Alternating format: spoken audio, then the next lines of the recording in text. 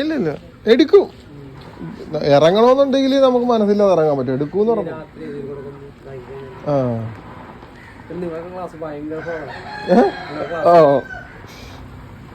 അല്ല അയാൾക്ക് ആത്മവിശ്വാസം ഉണ്ട് എല്ലാം ചെയ്യാനുള്ള.